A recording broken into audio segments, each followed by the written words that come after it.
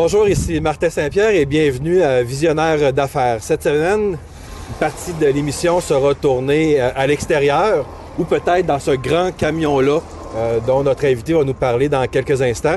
Nous recevons le président de Formation Mirabel, Pierre Hiergeau. Pierre, merci d'avoir accepté mon invitation. Ça me fait plaisir, merci. J'espère que je vais avoir une petite formation que vous allez me donner si je veux au moins l'avancer ou le reculer. Oui, tantôt, on risque d'avoir une petite formation intensive. Génial. Donc, c'est un rendez-vous à tout de suite et on débute l'entrevue avec Pierre Hiergeau.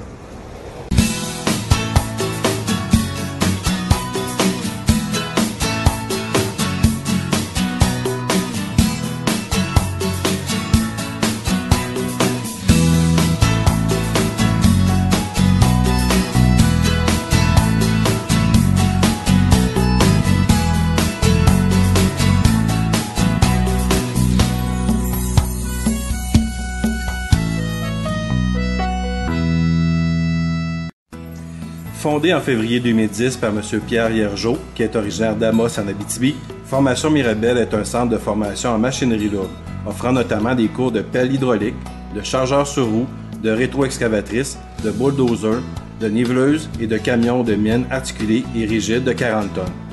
C'est suite à un manque de ressources et de formation adéquate en machinerie lourde que Formation Mirabel a développé des cours de perfectionnement pour les opérateurs de machinerie lourde. Cette formation peut être dispensée soit sur le chantier de Formation Mirabel ou sur le site même de votre entreprise. Ayant parcouru beaucoup de chemin depuis sa fondation en 2010, c'est dans les rues d'Amos et dans son camion que le président et fondateur de Formation Mirabel, Pierre Hiergeau, nous a donné rendez-vous. Embarquez à bord avec Formation Mirabel.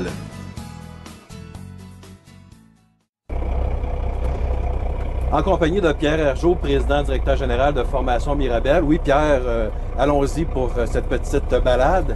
À la place de faire ça dans son bureau, Pierre a un bureau qui est un peu différent des autres. Son camion donne sa formation aux futurs conducteurs de la région. Donc, comme vous voyez, on vient de démarrer, on vient de partir. J'espère, Pierre, on ne se rendra pas à vos bureaux de Mirabel. On va rester à Amos parce qu'on est à Amos aujourd'hui. Oui. La première question qui me vient en tête, vous avez voyagé à plusieurs reprises, pratiquement toutes les semaines, de Mirabel à Amos. Pour quelle raison, ça, entre autres?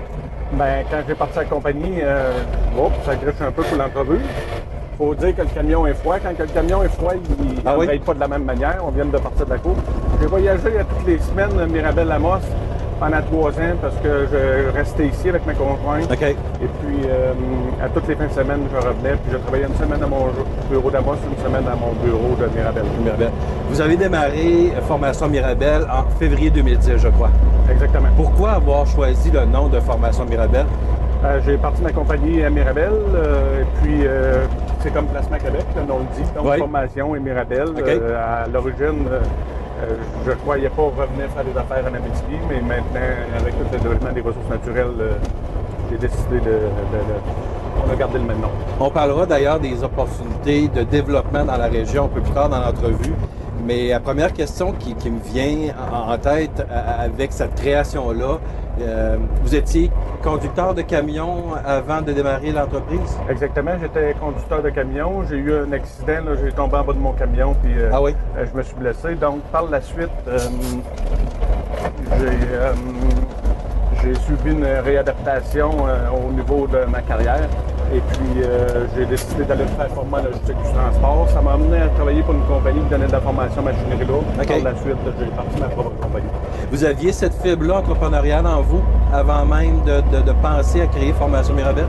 Bien, constamment, j'ai regardé des opportunités d'affaires et puis je ne l'avais jamais fait, mais j'ai tout le temps regardé comment ça coûtait pour faire ci, puis les permis, pour toutes sortes de domaines. Puis oui, je pense que sans même le savoir, à l'origine, j'avais ce désir-là de travailler pour changer les choses. Et le février 2010, vous l'avez inscrit à votre agenda, c'est sûrement une année mémorable pour vous, mais qu'est-ce que ça a pris pour démarrer un type d'entreprise? Parce que là, c'est pas... vous avez une place d'affaires à Mirabel, vous avez une place d'affaires à Amos qui est venue par la suite. Je crois aussi comprendre que vous avez un genre de chantier où vous donnez la formation des camions, des grosses pelles à Mirabel. Parlez-moi un peu des services que vous offrez. Les services qu'on offre, c'est des cours de machinerie lourde de mine et de construction. OK. Donc, les pelles hydrauliques, loaders, pépines, des déniveleuses, des gradeurs qu'on appelle souvent. Tout ce type de matériel-là, puis les cours de camion de route aussi, puis d'autobus. Et ce chantier-là est nécessaire d'avoir pour donner cette formation-là aux futurs conducteurs? Le chantier de Mirabel, oui, j'ai plus que 100 heures de chantier. Et puis pour creuser avec des grosses machines, en arrière de ma cour, il n'y a pas assez de place. Donc, ça prend des gros espaces. Donc, c'est pas une entreprise que vous avez démarré dans votre sous-sol ou dans votre salon? Là. Bien, dans les faits, oui, parce que je travaillais au ministère des Transports. Quand j'ai parti ma compagnie, j'ai commencé à me créer un site Internet parce qu'on ne part pas en 2, 3 go. Je me suis créé un site Internet le soir et puis j'ai commencé à faire exactement dans mon sol des plans de cours. Et puis j'avais de l'expérience, j'étais directeur de machinerie lourde pour une autre école. Donc j'ai commencé comme ça. Puis ensuite, au bout de 3 mois de préparation, je me suis lancé. OK. Je vais sûrement avoir la chance de pouvoir, peut-être pas faire ces courbes-là là, et ces terre-pleins-là tantôt, mais au moins essayer de le démarrer et de le faire avancer un peu. Oui. Quelle qualité ça prend d'un bon conducteur de camion? Bien, un bon conducteur de camion, avant ça, il y a quelques années, quand on conduisait un camion, on conduisait un camion. Maintenant, il faut gérer nos heures de conduite, la loi 430, l'inspection mécanique du camion, toutes les lois qui se rapportent au transport. Il faut nécessairement avoir une patience avec les autres véhicules parce que les autres véhicules ne comprennent pas toujours quand on en prend plus large pour virer sur une rue, pourquoi qu'on fait ça. Okay. Les autres véhicules viennent souvent nous nuire au niveau de nos manœuvres sans avoir vraiment la conscience que c'est pas la chose à faire. Donc, il faut avoir de la patience, il faut avoir de l'endurance, mais il faut d'abord et avant tout aimer la vie de camionneur, là, et puis les longues heures, liberté que la ça solitude procure aussi. Ouais. Oui, une belle solitude. Là. Parfois, là, moi, quand je reviens dans mon camion et que je fais un voyage entre Montréal et Amos, est-ce qu'être dirigeant d'entreprise, président d'entreprise, est en quelque sorte aussi un peu être solitaire d'une certaine façon? Dans la gestion, dans la planification stratégique de l'entreprise? Bien, c'est drôle que vous parliez de ça parce que solitaire, les gens vont dire comment ça, une entreprise avec 20 employés solitaire. La fin de semaine, je suis solitaire parce qu'il y a juste moi, en principe, qui travaille. Ouais. Des fois, j'arrive pour régler des choses. On est la fin de semaine. Mes employés ont une vie, heureusement. Mais oui, il y a du travail des fois qui est à faire solitaire. Entre Noël et le jour de l'an, j'étais à mon bureau à Mirabel, puis je travaillais, j'étais seul, mais c'est pas déplaisant. Nous sommes sur la rue principale actuellement. On va croiser la première avenue qui est l'artère commerciale.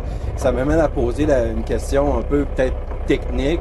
La cohabitation qui se fait entre un gros camion comme ça et avec les voitures, les VUS qu'on voit ici, cette cohabitation-là se fait de façon bien en général?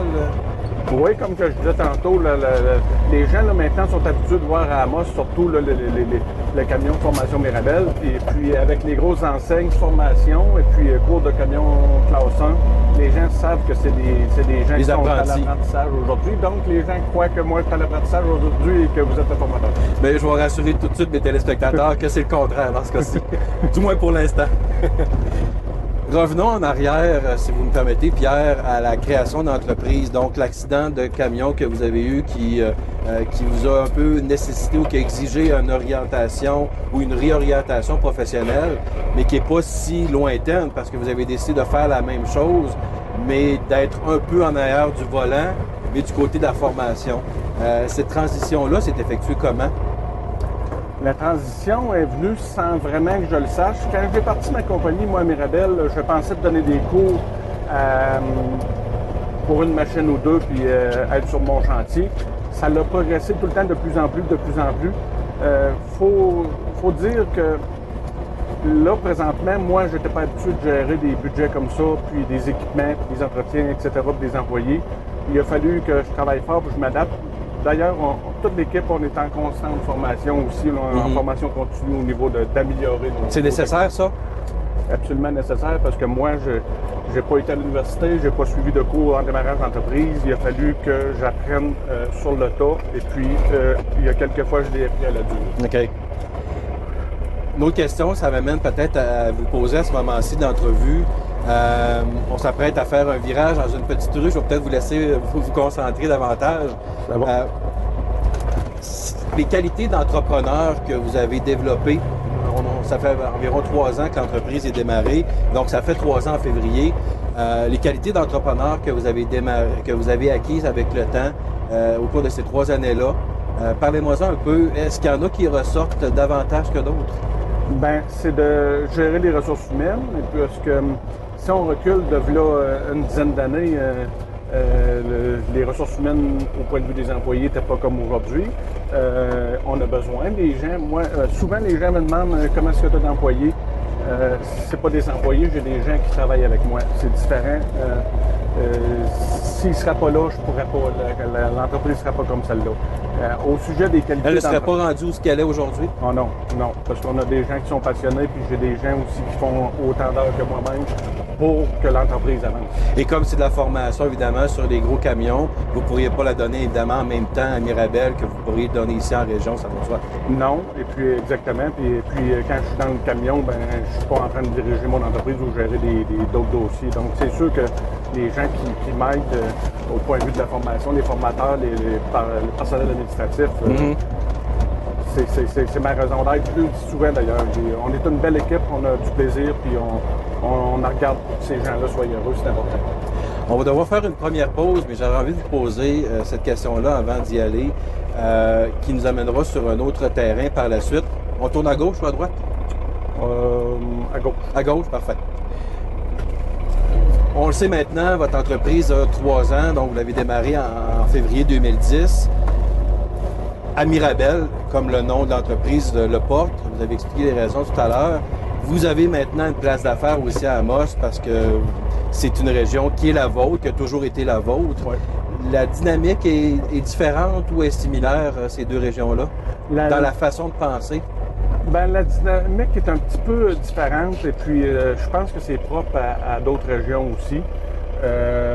Parce que là-bas, il y a tellement de gens à Mirabel dans la région métropolitaine et que ici, en région, c'est différent.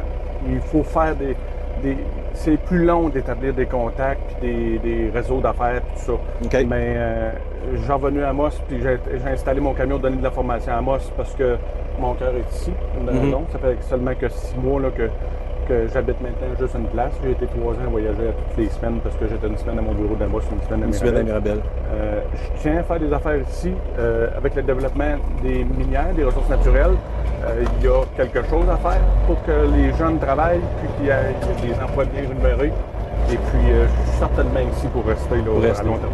Bien, nous parlerons de la vision d'avenir de Pierre Hergeau comme entrepreneur et les possibilités de développement de formation Mirabel ici dans la région au retour de la pause. Donc, faisons une petite pause et on poursuit notre route dans les rues d'Amos avec Pierre Hergeau de Formation Mirabel.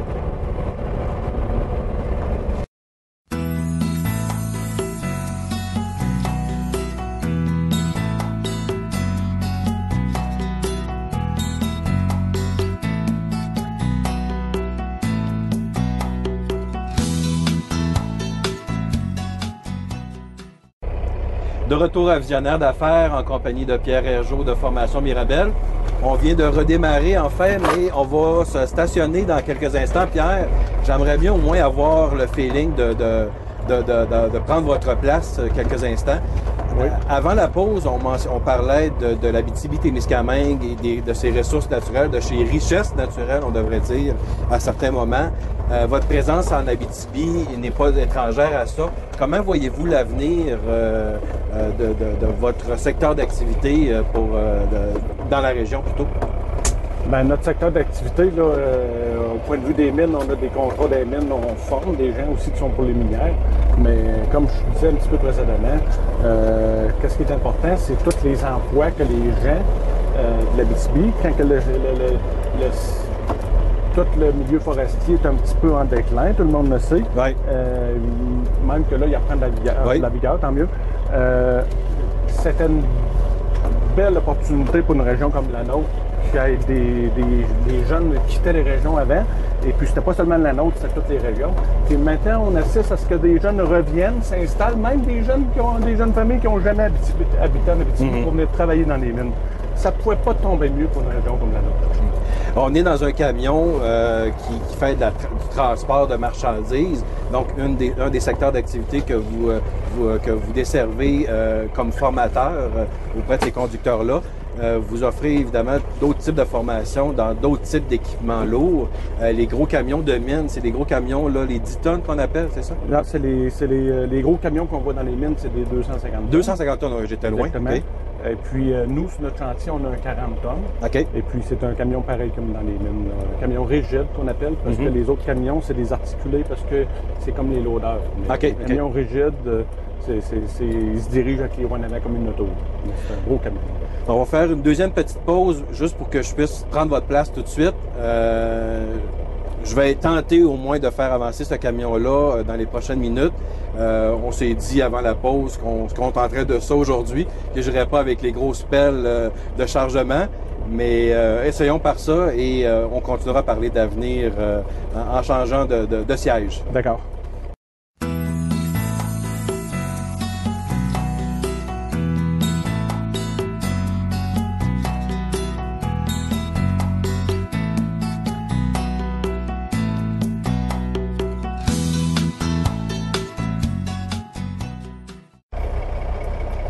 De retour à Visionnaire d'affaires pour le dernier droit de cet entretien avec Pierre Hiergeau. Comme vous pouvez voir, je suis du côté conducteur maintenant.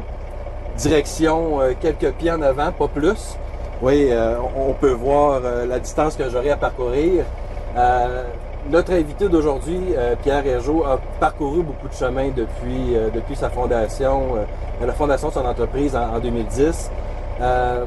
Vous accordez beaucoup d'importance, Pierre, à l'achat local, au développement de la région. Qu'est-ce que ça représente pour vous, ça? Et si vous me permettez, je vais tenter en même temps d'avancer. L'achat local est important, tous les commerçants le disent, mais dans les faits, je crois que pas tous le font. Nous, on a une filiale à Amos, camion, puis on a un bureau à Amos. On a des gens qui sont d'Amos, qui sont nos clients. On fait de business à Amos, on dépense à Amos. C'est bien important. Je pourrais emmener mes fournitures. Chaque 2 semaines, je fais la route Mirabel-Amos. Et puis, quand j'ai besoin d'une imprimante fax comme hier, je m'en vais à Amos et je la jette là. C'est important pour moi que ça continue comme ça. Et souvent, même mon personnel à l'administration dit « Tu l'aurais moins. » J'y tiens. Et ils savent maintenant. On fait faire du lettrage, on le fait faire à Amos. Quand on fait réparer notre camion à Amos, le développement économique de la ville d'Amos dépend de l'argent qu'on dépense, tous les commerçants ici, et toutes les entreprises. Donc, c'est pour ça que j'y tiens. Après 3 ans, je reviens encore beaucoup à ce délai-là d'existence. Sur le neutre, lâcher le frein de stationnement. D'accord? Merci. Ça va être plus facile pour les gens. Je m'apprêtais à vous dire, je mentionne souvent l'année d'existence parce qu'en 3 ans, vous avez parcouru beaucoup de chemins. Vous avez réussi à positionner votre entreprise d'une façon assez incroyable et je vous en félicite d'ailleurs. Merci. Quelle est votre plus grande satisfaction que vous avez éprouvée depuis la création d'entreprise en 2010? C'est d'être reconnu par le Plan d'action économique du Canada. Nous avons fait une reconnaissance tout récemment. On est sur leur site. C'est aussi les entreprises minières qui nous appellent, même d'outre-mer, pour nous demander des questions au niveau de la sécurité aussi. Les entreprises minières aussi, de l'Abitibi aussi, où ce qu'on fait affaire. Okay. C'est d'être les seuls avec un camion de mine en formation au Québec. Oui. C'est surtout aussi de voir toute la confiance des clients qui me confient leur argent pour se faire former adéquatement. Puis quand ces gens-là reviennent et qui nous disent j'ai décroché un emploi rémunérateur, je veux vous remercier, ça c'est la meilleure de toutes les reconnaissances. Ah oui. Ouais. L'une des premières fois qu'on s'était rencontrés était dans le cadre d'une activité de la Chambre de commerce du Centre Abitibi, mais on s'était rencontrés aussi dans une exposition à Québec à l'automne dernier. Et on avait d'ailleurs essayé votre simulateur. Est-ce que c'est peut-être une autre satisfaction pour vous d'avoir acheté ce genre de simulateur-là qui est unique, je crois? Oui, pas unique, mais pour une petite compagnie comme la nôtre, c'était exceptionnel d'acheter ça. On en a 2 maintenant. On a un simulateur de pelle et puis un simulateur de camion minier. Et puis, on collabore aussi avec Simlog, ceux qui produisent le programme à Montréal. Ils viennent de sortir un nouveau simulateur de bulldozer. Et puis, oui, c'est bien. Puis cet été, je vous l'annonce, on s'en était pas parlé. Cet été, on va avoir une fifth wheel cargo en arrière, comme ceux qui utilisent les motos. Et puis, on va mettre le simulateur en arrière, puis on va aller faire le tour des régions aussi, d'autres régions que l'Abitibi. Mais notamment, on est déjà inscrit à plusieurs activités ici en région là, pour que les gens puissent essayer le simulateur de camion mini. Ça, c'est vraiment intéressant. J'ai eu la chance de l'essayer, mais vous me promettez que vous allez m'inviter pour que je puisse faire un autre essai encore à nouveau? Oui, tout à fait, oui. Génial. Le temps file. On a parlé de la plus grande satisfaction.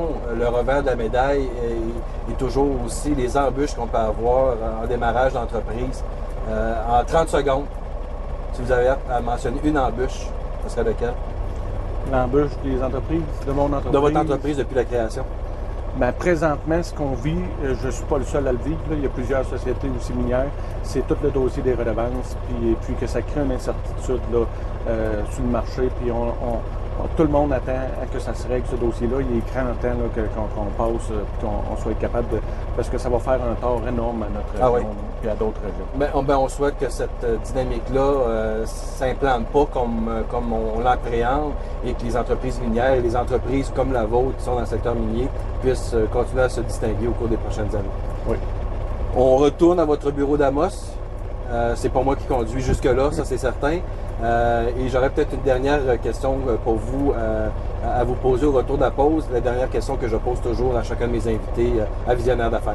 C'est bien.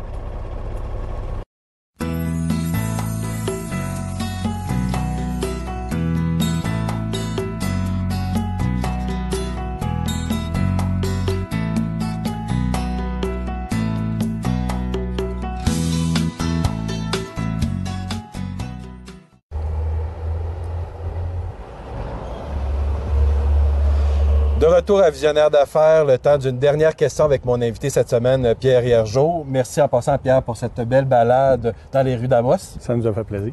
Et merci pour m'avoir laissé le siège conducteur quelques instants. Dernière question que vous connaissez sûrement, parce que c'est la dernière que je pose à chacun de mes invités.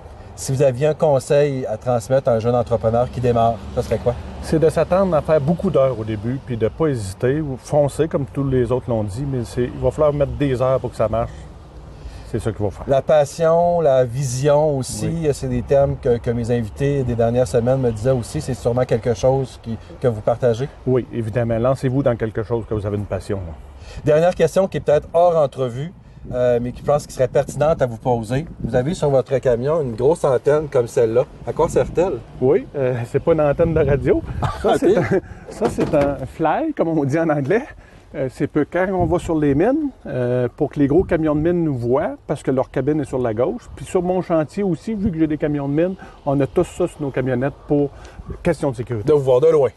Bien, pour voir aussi, surtout sur le côté droit. Ah, OK. Oui, parfait. de loin aussi. OK. Pierre Hiergeau, président, directeur général de Formation Mirabel, merci beaucoup de votre passage à l'émission. Ça nous a fait plaisir. Merci. Merci. Et au plaisir de se revoir dans les rues d'Amos avec le gros camion que vous avez. Vous êtes très visible, on vous voit arriver. Merci. Ceci met fin à cette émission cette semaine. De retour très bientôt pour une autre émission de Visionnaire d'affaires. Merci, à bientôt. Je m'appelle Pierre Hiergeau. Mon entreprise, j'ai fondé Formation Mirabel au printemps 2010, qui forme des opérateurs d'équipements lourds, miniers et de construction. On offre des cours de pelle hydraulique, de camions de mine, de niveleuses, de loaders, chargeuses de pneus, et puis de bulldozers aussi. Depuis les 2 dernières années, j'ai remarqué une hausse constante de ma clientèle. On a remarqué une bonne hausse de l'ordre de 300% par année. En grosse partie, c'est dû au développement des ressources naturelles, avec toutes les exploitations minières qui se font, mais aussi de construction. Formation Mirabel est le seul qui offre la formation avec le camion rigide. Puis la majorité des mines au Québec ont ce type de camion-là. C'était vraiment un gros plus de pouvoir suivre ça, là. L'emploi que je vise après la formation, c'est réellement soit dans une carrière, mais fort probablement dans une mine. Les mines à ciel ouvert, là, où ils utilisent ce type de camion-là. Les types d'emplois qui sont créés, pour la plupart, c'est des opérateurs de machinerie lourde. Il y a d'autres emplois aussi secondaires, comme la raison, mais c'est des opérateurs de machinerie lourde. Puis c'est dans le nord du Québec, au nord-est de l'Ontario aussi, mais pas seulement au nord du 49e parallèle, il y a au sud, également sur la côte nord. Donc, le territoire est assez vaste en ce qui a trait au développement des ressources naturelles. C'est sûr qu'avec l'exploitation, ça donne beaucoup de ressources. Puis ça crée des emplois, tu sais. Je veux dire, mes enfants, ils vont avoir de l'ouvrage aussi à faire plus tard, là. Puis comme c'est fait aujourd'hui avec les nouvelles normes, tu sais, l'exploitation, elle a beaucoup amélioré avec les années. Hein. Les normes de sécurité sont meilleures, les normes environnementales. Je suis fier de pouvoir aider les gens qu'on forme en machinerie lourde à acquérir des emplois qui sont bien rémunérés. Et puis, ça fait qu'on a changé la vie de ces gens-là, qui se sont trouvés un travail. C'était des rêves qu'ils avaient. Moi-même, j'ai eu un rêve de partir cette compagnie-là, je l'ai fait. Ces gens-là ont un rêve d'opérer de l'équipement, de travailler dans des grosses mines. Et puis, quand on les rencontre, parce qu'on forme aussi directement pour les sociétés minières, quand on les rencontre, lors de notre travail à l'intérieur de ces mines-là, ils sont contents, puis on est content de partager que le cheminement, puis qu'enfin, ils sont arrivés au rêve qu'ils avaient eu de conduire de la grosse machinerie.